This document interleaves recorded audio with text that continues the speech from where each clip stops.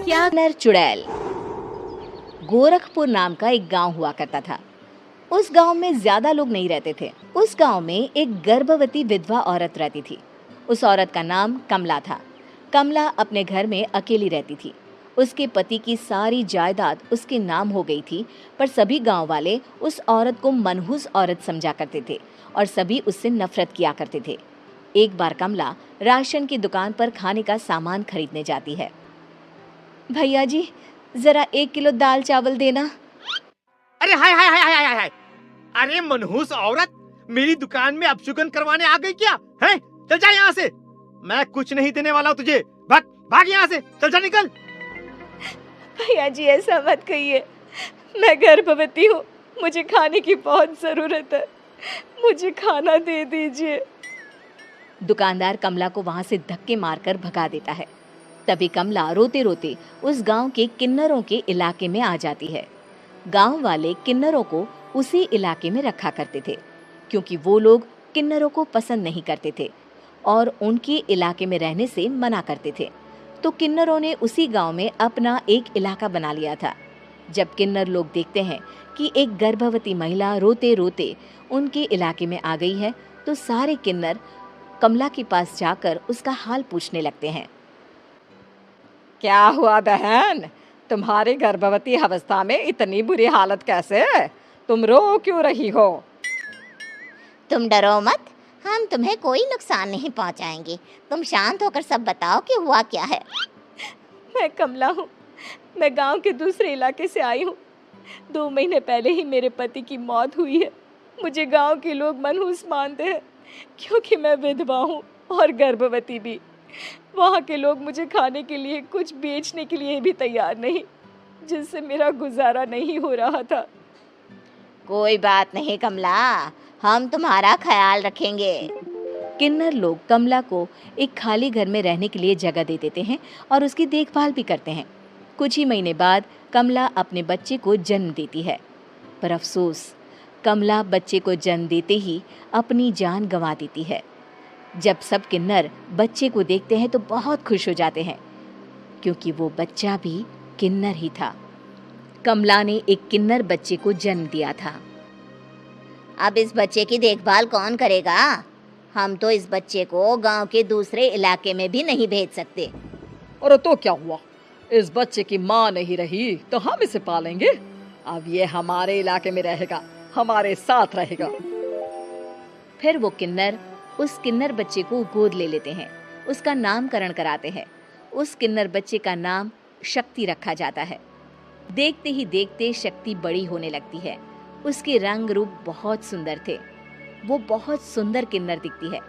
एक दिन शक्ति एक किन्नर से पूछती है, माँ जी सुनिए ना, ये गांव के दूसरे इलाके में भी तो लोग रहते हैं, तो हम वहाँ क्यों नहीं जाते? हम उनसे अलग क्यों रहते हैं? शक्ति, क्योंकि वो लोग हमारे जैसे नहीं, वो लोग हमें पसंद नहीं करते, इसीलिए हम उनसे अलग रहते हैं। क्यों?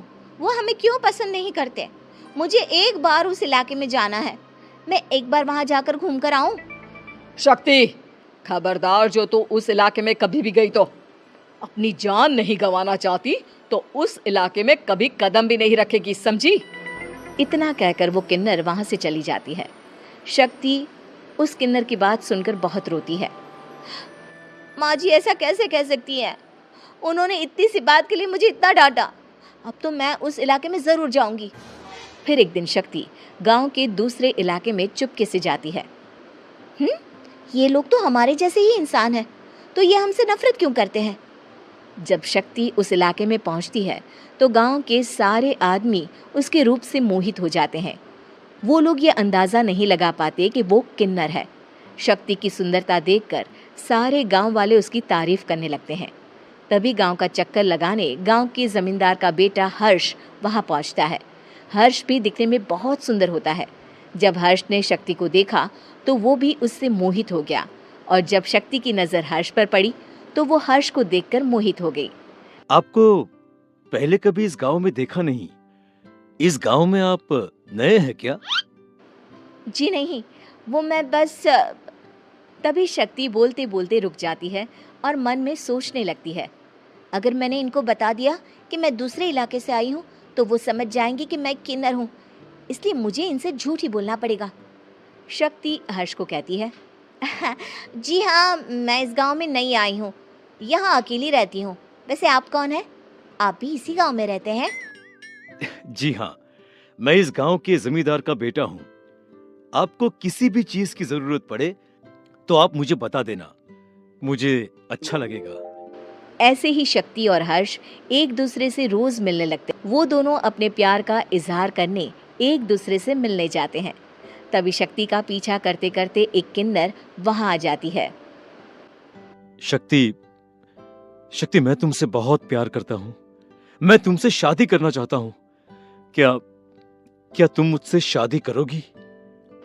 हाँ हर्ष, मैं तुमसे शादी करूँगी, पर मैं तुमको अपने बारे में एक सच्चाई बताना चाहती हूँ जो मैंने तुमसे छुपा कर रखी है।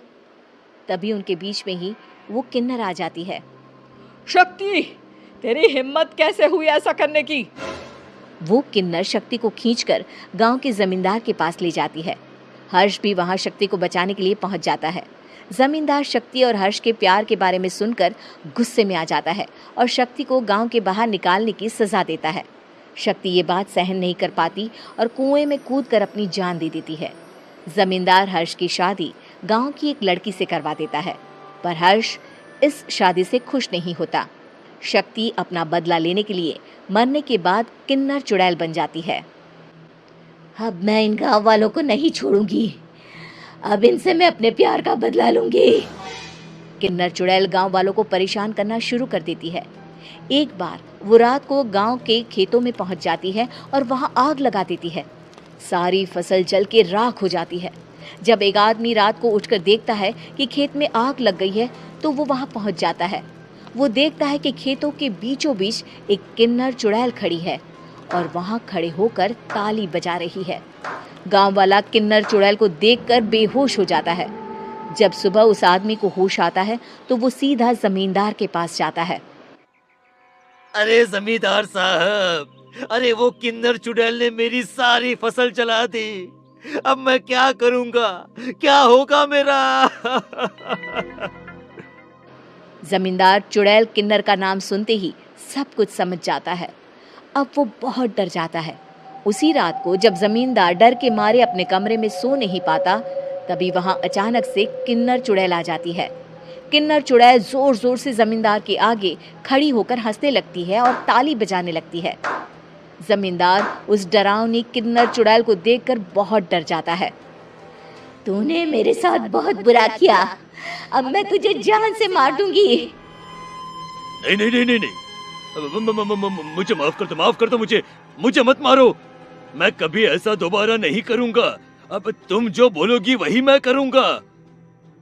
ठीक है, मैं चाहती हूँ कि किन्नर इलाका गांव के इलाके से जुड़े और गांव का कोई भी आदमी किन्नर समाज से द्वेष ना करे, उससे नफरत ना करे, नहीं तो मैं सारे गांव को मार दूंगी।